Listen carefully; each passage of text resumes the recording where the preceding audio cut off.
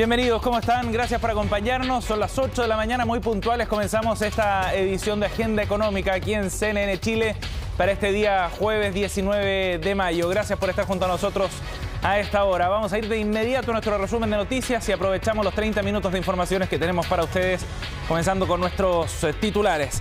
Lo primero que vamos a revisar tiene que ver con la decisión de la Corte Suprema de rechazar los recursos que se habían presentado en contra del controvertido proyecto minero Dominga, que recordemos contempla una inversión de más de 2.500 millones de dólares y está emplazado en la cuarta región.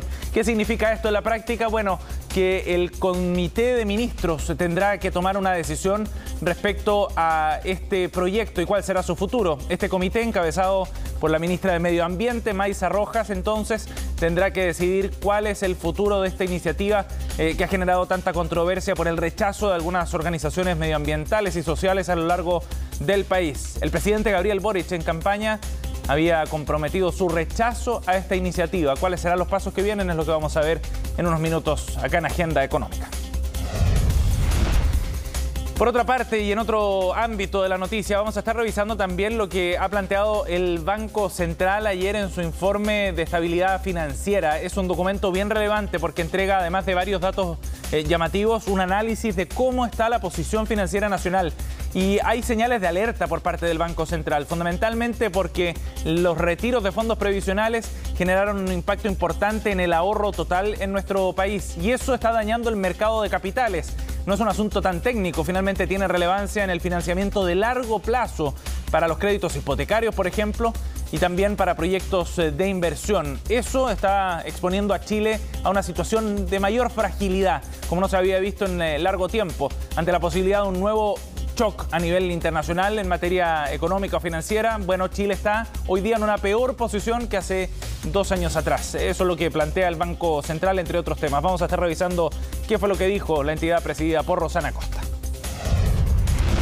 Y esta es una noticia que tiene dos caras. El desempleo en el Gran Santiago, según el reporte que conocimos ayer de la Universidad de Chile, tuvo una caída, llegó hasta un 9,2% acá en la capital. Es una buena noticia, sin embargo, la cifra sigue estando por sobre el promedio del Gran Santiago en los últimos 20 años. Es decir, aún hay trabajo para recuperar el mercado laboral en la capital después del shock que significó la pandemia fundamentalmente. Las cifras muestran algunos repuntes en particular, pero todavía hay trabajo por hacer. ¿Qué es lo que ha ocurrido? Es lo que vamos a analizar en la entrevista del día de hoy sobre el mercado laboral en el Gran Santiago.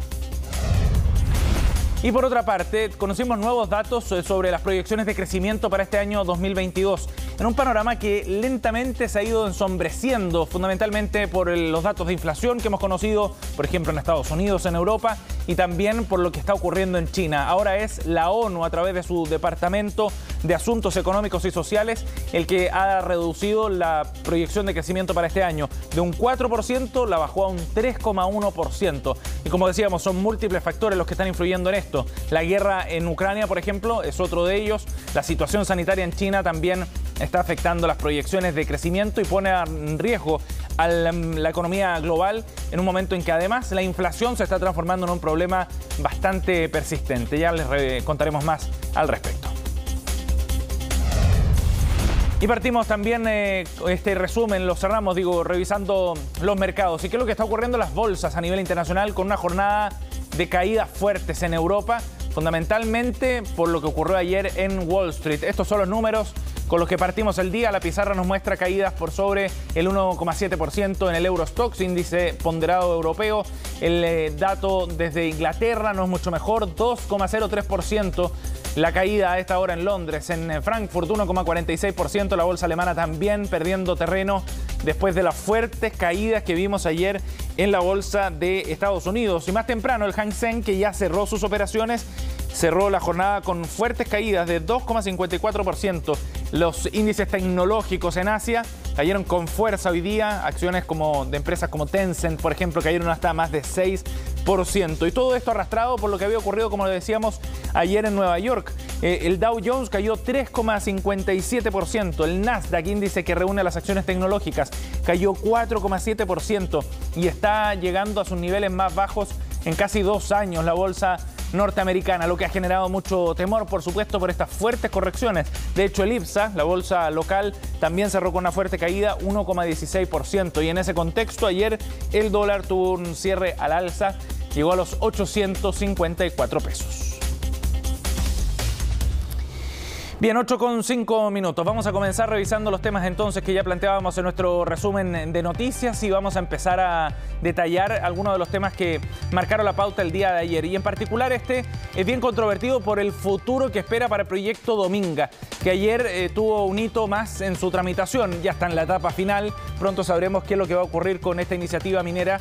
La Corte Suprema ayer lo que hizo fue rechazar recursos que se habían presentado por parte de organizaciones sociales y de la ONG Oceana en contra de esta iniciativa. Y al rechazarlo no ratifica el curso del proyecto necesariamente, sino que lo que dice es que los derechos de los intervinientes, de quienes estaban reclamando, tienen todavía posibilidad de ser escuchados en la instancia que viene, que es la de este Comité de Ministros. Esta instancia de carácter técnico-político va a ser la que va a analizar entonces los antecedentes de este proyecto para ver si es que le da luz verde o no. Recordemos que el Comité de Ministros es presidido por la titular de Medio Ambiente, en este caso la ministra Maisa Rojas, y también está integrado por los ministros de Salud, Economía, Agricultura, Energía y Minería. Fue un fallo de 4-1 para rechazar estos recursos por parte de la Corte Suprema y de esta manera entonces dejar en esta instancia la iniciativa. ¿Por qué hablamos de una instancia técnico-política? Bueno, porque el propio presidente Gabriel Boric en su momento había rechazado el proyecto Dominga, asegurando que no se iba a desarrollar, a pesar de que las instancias técnicas sí le han dado luz verde. Recordemos que el Tribunal Ambiental de Antofagasta en abril del año pasado acogió una reclamación de los dueños del proyecto minero Dominga y decían que lo que había determinado la Comisión de Evaluación Ambiental de Coquimbo y el Comité de Ministros era ilegal. Ordenó repetir esa revisión y de esa manera entonces se aprobó la resolución calificación ambiental de Dominga. Es decir, le habían dado luz verde al proyecto después de lo que dijo el Tribunal Ambiental. Por eso hablamos de una decisión técnico-política. Veremos qué es lo que pesa más. Parlamentarios de la zona, ojo, ya están presionando fuerte al gobierno para que cumpla el compromiso y de esa manera entonces se concrete este rechazo al proyecto minero Dominga. Eso quedará en manos del Comité de Ministros. Luego vendrán seguramente instancias de reclamación más altas por parte de los dueños en un momento en que además ha surgido un interesado para comprar esta iniciativa. Según ha trascendido, una empresa china estaría dispuesta a pagar los 2.500 millones de dólares para quedarse con este controvertido proyecto emplazado en la cuarta región. El fallo lo recibimos con profunda satisfacción, con mucha alegría, sobre todo por tanta gente de la comuna de Liguera que han dado una batalla de tantos años, por lo menos 5 años en esta batalla judicial que ha sido bien extenuante, pero que finalmente les ha dado la razón, que el proyecto Dominga nunca debió haber sido rechazado desde la perspectiva ambiental. Por lo tanto, estamos muy contentos por ellos, muy satisfechos también con el trabajo desarrollado y muy alegres de que hoy día el proyecto Dominga esté aprobado y con una resolución de calificación ambiental que así lo ratifica.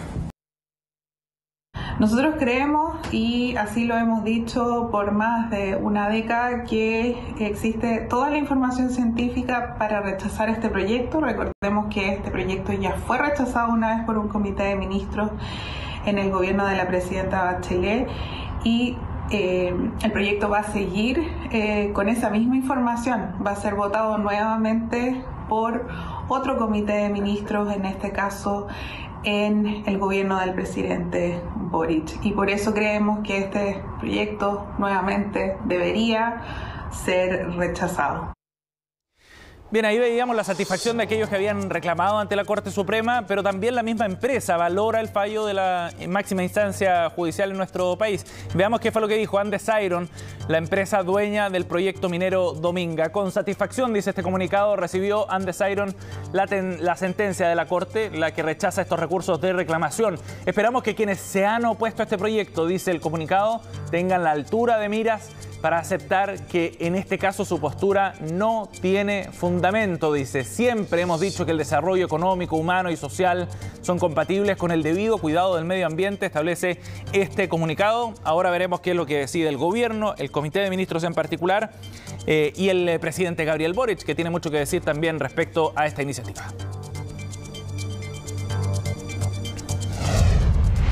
Bien, nos vamos a otro tema, 8:10 para analizar detalles de lo que dijo ayer el Banco Central en su informe de estabilidad financiera. Es uno de los documentos formales en los que el banco entrega su visión, en este caso respecto al sistema financiero nacional. Y hay algunas señales de preocupación por parte del instituto emisor. En su presentación ante la Comisión de Hacienda del Senado, la presidenta de la instancia, Rosana Costa, advertía que Chile está hoy día en una posición más frágil desde el punto de vista financiero para enfrentar shocks externos, fundamentalmente por la caída de ahorro en los últimos años. Detalles en la siguiente nota de Belén Vázquez. Son 4 los ejes principales del informe de estabilidad financiera publicado por el Banco Central, pero pueden resumirse en uno. Es necesario, casi urgente, recomponer la profundidad del mercado de capitales, ampliamente dañado tras los retiros de fondos.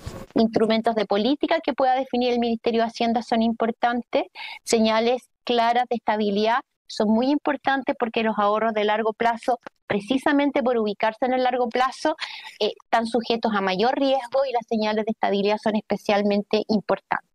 En general, el sistema financiero del país se mantiene estable, pero hay riesgos a nivel externo, principalmente por la prolongación del conflicto entre Rusia y Ucrania, además de las restricciones sanitarias en China, lo que ha significado que las perspectivas de crecimiento global se reduzcan y también ha llevado a una aceleración en el proceso de normalización monetaria.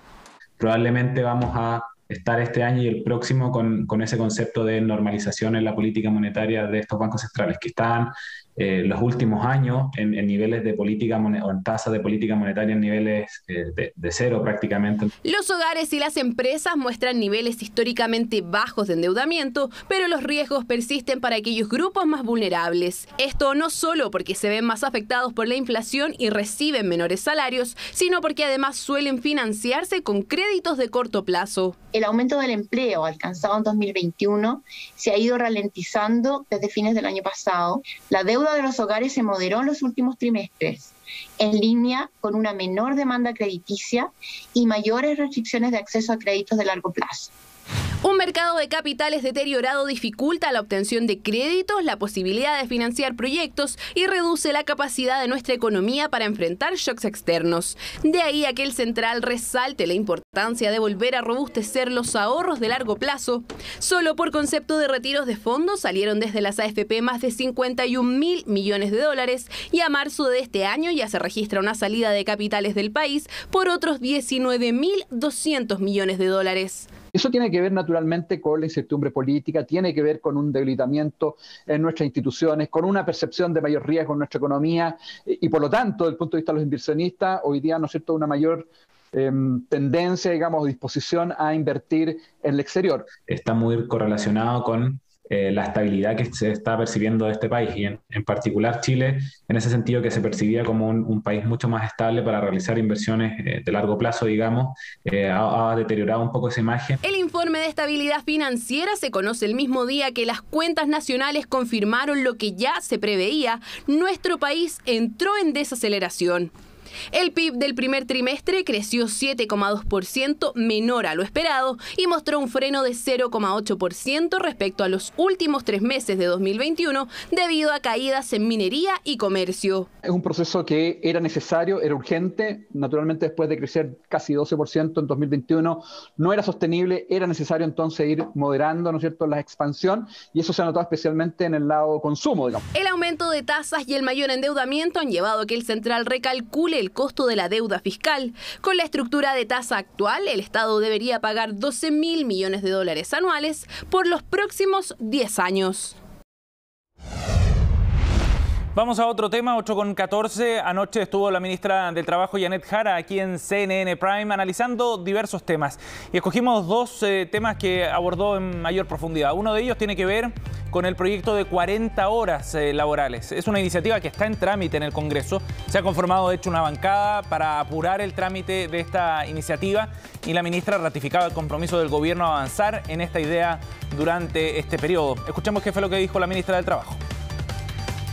Nosotros hemos decidido abrir un espacio de consultas técnicas o de mesa técnica, más bien dicho, para escuchar distintas opiniones de empleadores y trabajadores, en particular además de las pymes, porque es evidente que esto también tiene que hacerse con gradualidad y responsabilidad, cuidando el empleo, pero también potenciando algo muy importante, que es tener mejoras en el buen vivir de las personas. Dentro de los países de la OCDE, que es lo que Chile aspira y mira, ¿cierto? Por algo pertenece también a dicha institucionalidad internacional, se genera un fenómeno bien particular con el caso chileno. Tenemos las jornadas laborales más extensas con bajos niveles de productividad. Por tanto, relacionar directamente la jornada laboral a la productividad es algo que nos haría estar entonces en una situación contraria.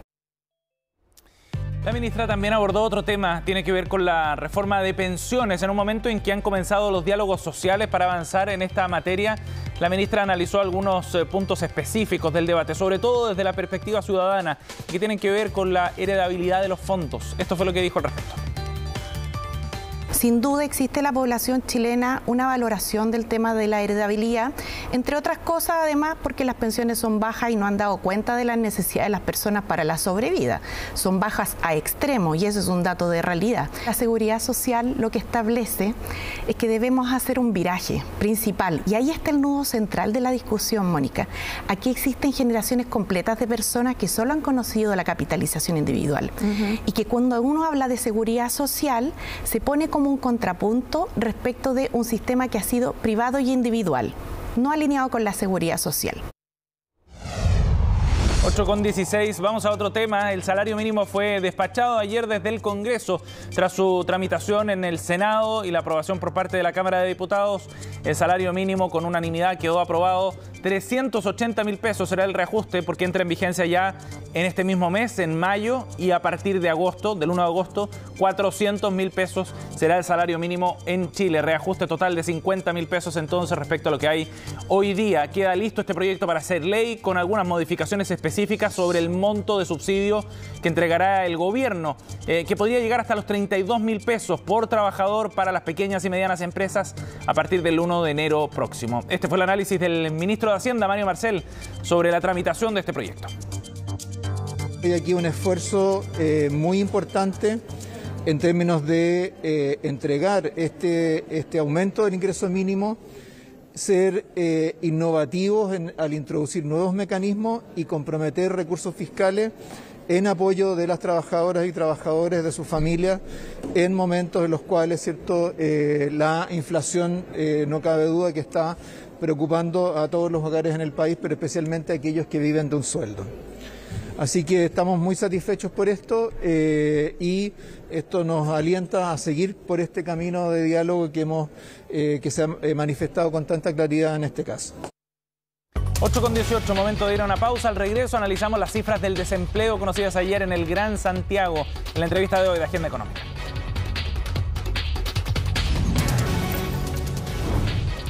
Estamos de vuelta aquí en Agenda Económica, 8:21 para analizar los datos del mercado laboral en el Gran Santiago que conocimos ayer. El Centro de Microdatos de la Universidad de Chile entregó sus resultados para el primer trimestre de este año. 284.000 puestos de trabajo creados, una tasa de 9,2% en marzo, pero hay algo más que analizar para ver la tendencia y hacia dónde va el mercado laboral aquí en la capital. Estamos en contacto con Lorena Flores, directora ejecutiva del Centro de Microdatos del Departamento de Economía de la Universidad de Chile. Lorena, gracias por el contacto. Muchas gracias a ti, Sebastián, por la invitación. Lorena, bueno, ya decíamos 9,2% la tasa de desempleo, pero vayamos un poco más allá de este número, que a veces puede ser un poco confuso, quizás no nos muestra la película completa. ¿En qué momento del proceso de recuperación crees tú que estamos acá en el Gran Santiago al menos? Yo creo que nos estamos recuperando respecto de lo que vimos el año pasado. Sin embargo, en este trimestre estamos mostrando más bien un estancamiento. Hay cifras que retroceden respecto a diciembre.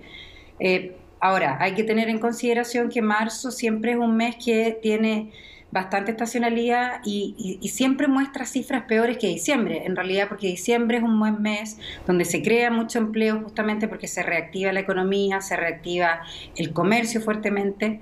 Entonces es complejo comparar con el trimestre, pero comparado con el año pasado estamos bastante mejor. Tenemos tasas más bajas, tenemos mayor cantidad de personas ocupadas, ¿cierto? Se recuperan los puestos de trabajo, como tú bien decías, en 283.000 personas. Muchas de ellos son mujeres, que es una buena cifra, y también en el año se observan tasas de participación y tasas de ocupación mejores.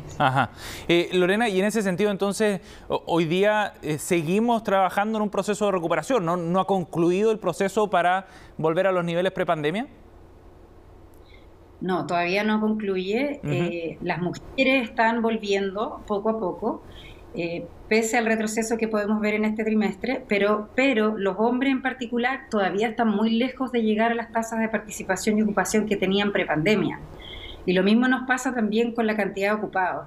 Si bien la cantidad de ocupados aumenta y ha venido aumentando mes a mes, lo que ocurre aquí es que también crece la población que puede trabajar. Y por lo tanto siempre vas a tener como un rezago respecto de cómo partimos el 2019. Sí. Y la meta está creciendo, por así decirlo. Así que nos queda tarea todavía por hacer. Sí. La comparación con los trimestres anteriores es interesante también por otros factores que tienen que ver, por ejemplo, con los ingresos garantizados que había el año pasado por el IFE o por los retiros también. ¿Qué ha pasado con la participación laboral, Lorena? Este punto es bien relevante porque cayó mucho el interés por buscar empleo en un contexto en que estaba todo bien difícil. ¿Cuál es la fotografía que vemos ahora en este primer trimestre? Podemos observar recuperación respecto de lo que veíamos el año pasado. Eso es un hecho. Septiembre, diciembre ya mostraron buenas cifras. Marzo retrocede un poquito en participación en las mujeres, en los hombres no. También ahí puede haber un efecto de que nuevamente entramos en el tema de cuidados y además sabíamos que lo de las mujeres iba a ser algo más complejo porque fue difícil y fueron políticas de muchos años lograr tasas de participación alta en las mujeres. Claro. Entonces el retroceso de 20 años nos va a costar un poquito volver a los niveles. Sin embargo, nos estamos acercando, no estamos tan lejos, digamos. ¿Cuántos empleos quedan por recuperar acá en el Gran Santiago, Lorena, para volver, hombres y mujeres, ¿no? En general, para volver a los niveles que teníamos antes de la pandemia? Nos queda algo así como 200.000 empleos por recuperar, que ocurre por lo que te explicaba, que básicamente va creciendo la cantidad de personas, ¿cierto?, que podrían volver al mercado laboral y podrían trabajar, porque van entrando los jóvenes, y eso hace que la meta también se vaya poniendo cuesta arriba. Ahora, la fotografía es del Gran Santiago, ¿no? Ese es el estudio que ustedes desde hace décadas hacen. ¿Qué diferencias hay en el comportamiento del Gran Santiago respecto al resto del país, Lorena? ¿Diferencias significativas en cómo ha ido evolucionando el mercado laboral? Se siguen, no son cifras que se contradicen.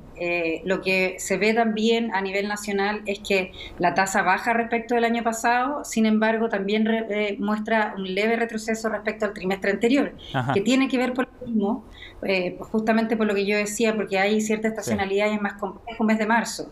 Y en términos de ocupado también se observó recuperación en 12 meses en el país.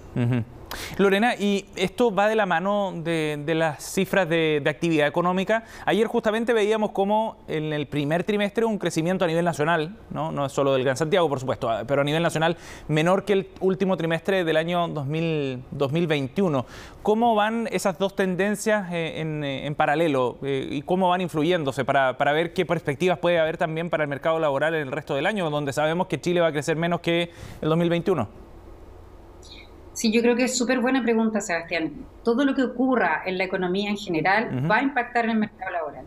Entonces, con lo que vimos que anunció el Banco Central, que vamos a tener un crecimiento bastante menor, eso probablemente va a impactar en el mercado laboral, y lo que vimos en este trimestre, que los crecimientos son menores, lo vamos a seguir observando en junio y quizás en peor manera. Entonces, una cosa implica la otra, básicamente. Todo lo que ocurra en la economía va a afectar el mercado laboral porque se necesitan personas trabajando, ¿cierto? Y eso hace que se empiecen a destruir empleos. Sí. Lorena, una última pregunta. ¿Es posible entonces que este año lleguemos a los niveles prepandemia o a estar por debajo, en la tasa de desempleo me refiero, a estar por debajo de los promedios de los últimos 20 años? ¿O eso se ve más difícil dado las proyecciones de crecimiento? Es difícil estimarlo hoy día, sobre todo como tú decías, por las proyecciones de crecimiento. Yo creo que se pone un poquito más cuesta arriba. Ahora, cuando también tenemos un crecimiento bajo, existe aquí una política fiscal importante que se ha llevado por los gobiernos por muchos años, y quizás también vamos a tener ahí un impulso, eso tampoco lo sabemos aún, pero yo creo que se pone un poquito cuesta arriba con los datos que entregó el Banco Central. Sí, donde las perspectivas han ido empeorando, quizás la cuesta está más difícil también a nivel global en general y no solo acá en Chile. Lorena, muchísimas gracias por conversar con nosotros esta mañana, muy amable. Gracias a ti, hasta luego. Buen día. 8:28, gracias por acompañarnos aquí en Agenda Económica. En unos minutos comenzamos Noticias Express junto a Fresia Soltán.